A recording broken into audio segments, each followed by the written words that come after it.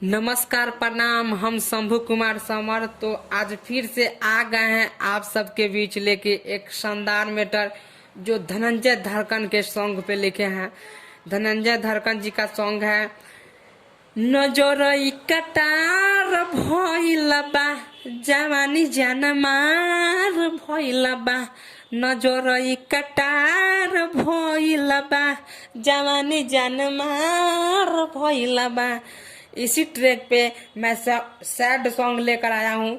तो स्टार्ट करने से पहले आप सबसे रिक्वेस्ट करते हैं कि हमारे शंभू कुमार भोजपुरी ऑफिशियल को सब्सक्राइब कर ले ताकि जब भी मैं ऐसे ऐसे मैटर डालूं तो सबसे पहले आप सबके पास पहुंचे। तो चलिए ज्यादा देर ना करते मुखरा स्टार्ट करते हैं। प्यार हमारा से कोइले रहू बचपन से यही से चाहिए तोहरा के मन से। अरे बुच्ची प्यार हमारा से कोइले रहू बचपन से यही से तोहरा के चाहिए मन से।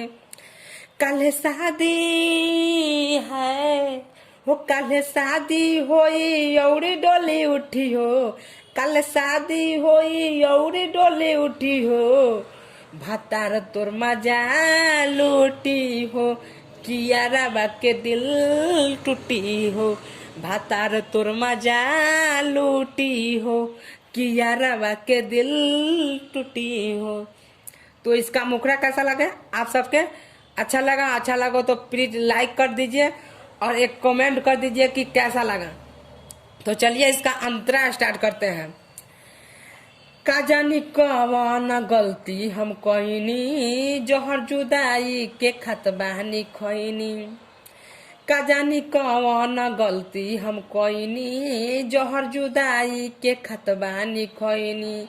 सब गाँव के लोग कहे हमारा के पागल मलिया हमारा दिल ससुराले भागल हो तोहरा कारण है कि तोहरे कारण घर परिवार छुट्टी हो तोहरे कारण घर परिवार छुट्टी हो भतार तोर मजा लूटी हो किया रबा के दिल टूटी हो भतार तोर मजा लूटी हो किया रबा के दिल टूटी। मंत्रा कैसा लगा? अच्छा लगा तो प्लीज लाइक कर दीजिए और एक कमेंट कर दीजिए और वीडियो सबसे पहले देखने के लिए हमारे चैनल को सब्सक्राइब कर लीजिए, बेल आइकन को प्रेस कर लीजिए। चलिए तो नाम अंतरा बताते हैं। नाम में हम अपने गांव का सिंगर भाई लोग का नाम लिए हैं, उस वहाँ पे अपना नाम लगा सकते हैं और राइटर हमारा नाम होना चाहिए। तो चलिए स्टार्ट करते हैं। सिंगर प्रभु प्रियंका बाबाली कहता से नूर तोहरे के डाली। सिंगर प्रभु प्रियंका बाबाली कहता से नूर तोहरे के डाली। राइटर शंभू कौनो बात नाही माने प्यारा मोहब्बत के मेटर सब जाने। राकेश नीतीश के है हो राकेश नीतीश के फेसवा बाटे ब्यूटी हो जितेंद्र जान के फेसवा बाटे ब्यूटी हो भतार तोर मजा लूटी हो किया रबा के दिल टूटी हो भतार तोर मजा लूटी हो किया रबा के दिल टूटी हो।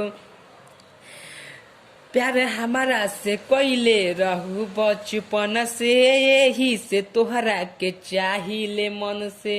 समझ लो प्यार हमारा से कोइले रहू बचपन से यही से तोहरा के चाहिए मन से। कल शादी है हो कल शादी होई औरी डोली उठी हो कल शादी होई औरी डोली उठी हो भतार तोर मजा लूटी हो किया रबा के दिल टूटी हो भतार तोर मजा लूटी हो किया रबा के दिल टूटी हो। अच्छा लगे तो हमारे चैनल को सब्सक्राइब कर लीजिए और एक लाइक और एक कमेंट कर दीजिए।